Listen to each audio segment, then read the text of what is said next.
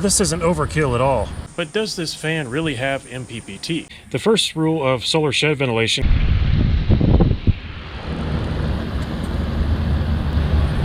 that is moving some air. Hi folks, Dave here. So today I'm standing next to my new resin or plastic shed, whatever you want to call it. That shed is hot, so it's kind of hard to work in there. It's kind of a temporary workshop for me, and I also have a lithium battery in there and I don't want it to get too hot. Now in past videos in the solar shed ventilation series that I've created, I'll link that down in the description so you can look at it. I have used, generally speaking, a car radiator fan direct driven by a solar panel, or a DC converter and a muffin fan, or a BLDC fan. This time I wanted to try something a little more advanced and a little bit more off the shelf. So what fan is it that I'm going to test today? Well, this is a fan made by Vevor, and there's two different versions of it. This particular version is a 14-inch fan, that's how it's listed. It's also a brushless or BLDC motor. I'll test the fan and we'll find out if it really moves air or if it's just a toy. And we'll see if it's any good.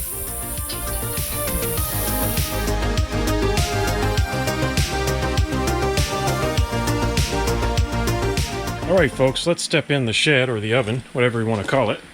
And yes, the roof is a dark color, so it's acting like a solar thermal collector, and it is hot. I have my solar generator here with a fan, just trying to get me some cool air. I think I will turn it up. Up there, you will see that I have a 24 volts DC car radiator fan. And that is like a match made in heaven to a 50 watt 12 volt solar panel. So let's go ahead and get rid of that for now, and let's replace it with the Vevor fan and see how it does. One of the reasons why I need good ventilation for this shed is I currently have my zero turn mower in here, and it's powered by a 16 cell 48 volts lithium iron phosphate battery. And this is definitely one of my favorite possessions in the whole wide world. So I don't want to get it too hot in here and damage the batteries. I also have this system which is used to charge my lawnmowers. I have two of them, and I use a solar panel and this charge controller to charge the batteries. If you want to learn more about charging mowers with solar and all that good stuff, I'll link as much of the content as I can in the description. So in addition to the solar panel, it comes with a AC to DC power brick. I guess that's for backup. And it also comes with this multi-function brushless motor controller. And I don't know exactly how this is going to work, but it looks very exciting because it says it has MPPT and a temperature controller, so it's got a thermostat. But let's give it a real quick bench test here and let's see if it even turns on. And I believe you're supposed to just hook the solar right up to it. I don't know, let's just plug the motor in and see what happens. What could go wrong? So a brushless motor is going to have 3 wires. Most of you are probably familiar with brush motors. They have a positive and negative. But this one is going to have 3 wires. U, V, and W is what they're generally called. And those go here. And right now I'm just going to plug them in however they happen to land. I'm not going to worry about which direction the motor's turning. Alright, now I'm going to hook the solar up. Yeah, they've got them marked for positive and negative, which is good. So let's plug them in. Alright, this fan is a little dangerous looking, so I'm going to back away from it. Let's turn the thermostat and see if it does anything. It's starting, it's trying. Yeah, it's getting going. Let's, oh boy. That is moving some air. Let's go ahead and install it in my shed and see what happens. I'm getting ready to mount the brushless motor controller with MPPT. At least it says it has MPPT here. I might actually move it later, but we'll leave it there for now. I've connected all 3 of the motor wires. There's 3 of them, again, because it's a brushless motor. You've got 3-phase AC. This is the temperature sensor, so this would be like a thermistor or something like that, thermocouple. Got to be careful with this thing not to damage it. Basically, you can just leave that hanging like it is. Now it's time to connect the solar panel, which is going to be to these 2 wires here. And I've already gone outside and run the solar panel wire into the shed, and here's the other end of it. I've set the thermostat to 100 degrees Fahrenheit, which is basically like saying turn it off because it's not 100 degrees. Now what I'm going to do is connect the power from the solar panel. Alright, and the green LED on the motor controller is going to come on. It doesn't look the best, but sometimes you're just testing it and you got to find out if it works first before you get too worried about how it looks. Yeah, it's pretty big. This is a really big fan. Even the 12-inch fan probably would have been adequate. But I like to move a lot of air, so let's see if this thing can do the job.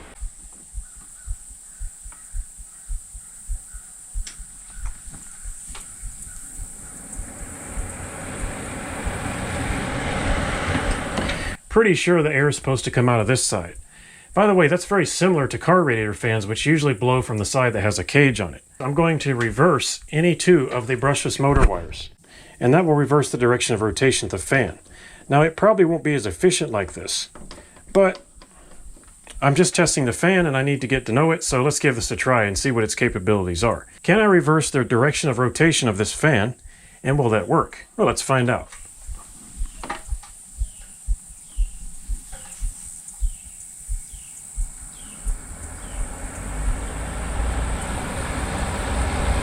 So what I will tell you is there's quite a bit of air coming out of this vent.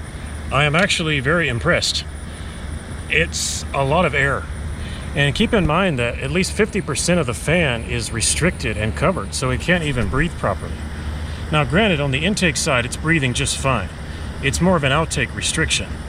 But I gotta tell you, I'm already impressed.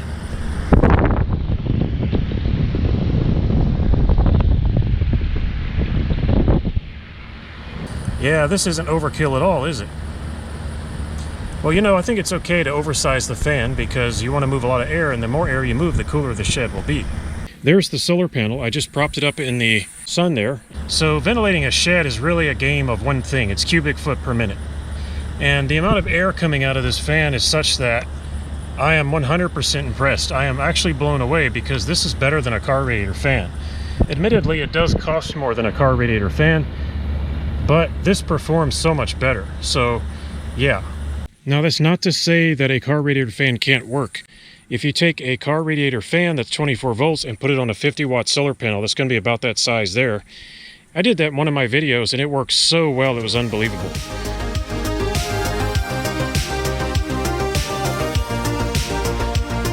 As with most sheds, the ventilation leaves much to be desired.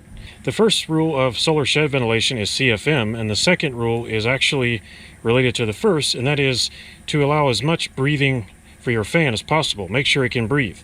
If it's restricted by something like a decorative vent here, or these decorative louvers, all you're going to do is slow down the air and create static pressure and slow the fan down. It won't be as efficient. What I did there is, because it's such a big fan, I removed this vent here and I let it breathe as freely as possible, and it's paying off. If I really wanted to get crazy, I could go ahead and just cut a circle in this shed right here. Probably not a good idea, but then I'd be able to fit the entire fan in there. Of course, there is another relevant option. If your vents are too restricted and you want to bring in as much cool air as possible, and my favorite option is just to put the fan right in the window and use that as your intake, and the exhaust is going to be everywhere else. So your cool air will come right in here through the window. If you want to have a good shed ventilation system, you got to make sure that thing, which is the fan, can breathe. That means two things: intake and exhaust. Well, intake we have covered. There's your intake. I open the door. Or you can use a window. But when you think about intake, think about the diameter of the fan. That's 14 inches, so you're going to want a minimum of 14 inches. Of course, it's a circle, not a rectangle. But you can calculate how many square inches that is. I would just go ahead and make it a rectangle. So 14 inches square. You would need to make sure you have at least that much opening for it to breathe in. Now, the exhaust is similar. You do want to have, ideally, 14 inches of exhaust. In this case, I don't have that, but you can see it's working just fine. It's really hard, of course, to demonstrate on camera, but it is working well enough, and I'm satisfied.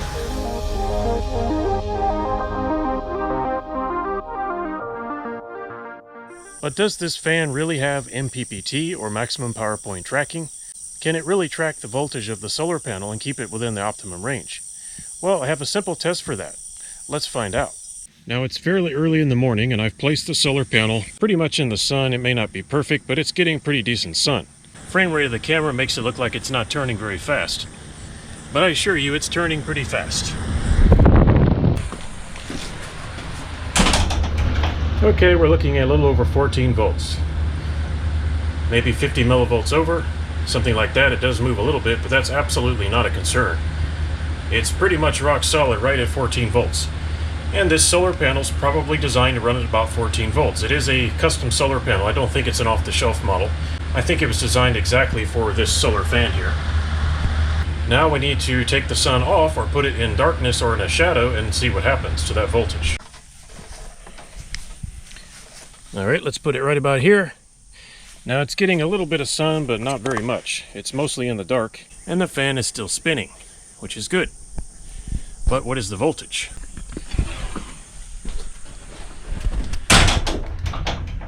It's holding right at about 14 volts. It dropped about 30 millivolts maybe, which is nothing. So it's very plain that this electronic controller box either has MPPT or at the very least some kind of intelligent circuitry which is regulating the voltage to something more optimal for that particular solar panel. And that's good news for a solar fan because you want to get as much CFM or as much air as possible, and you want to get as many watts out of that solar panel as you possibly can because that means more air moved. It's really as simple as that. And when you have MPPT, you're going to get a little bit more power from that solar panel, and that means more air moved and more cooling even on cloudy and overcast days, or even when it's kind of dark outside and maybe it's raining a little bit. What happens to this fan when I shade the panel? Alright, there's some shade on the corner there.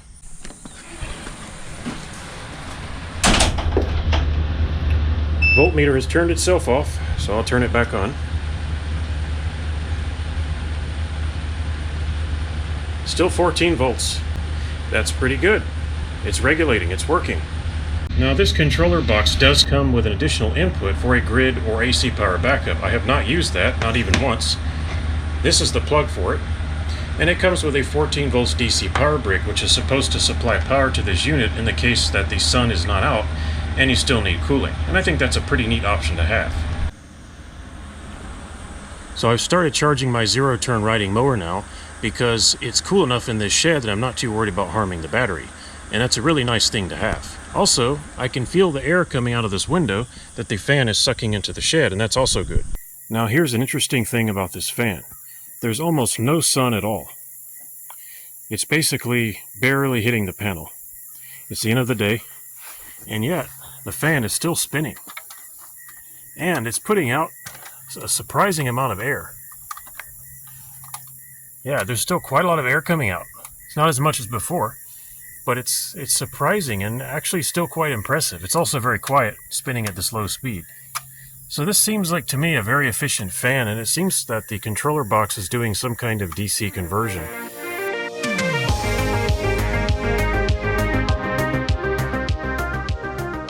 So I went ahead and moved the fan to the window, as for me that seems like the best option overall.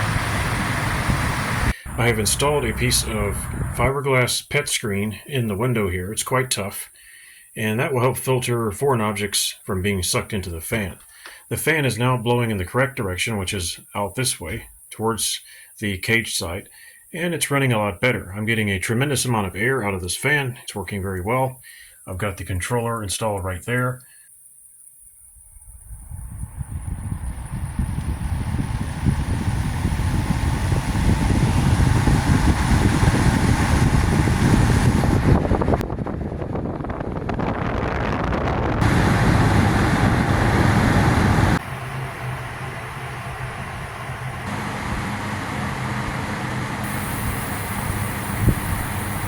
It's a little bit overcast today, but the fan is working just fine.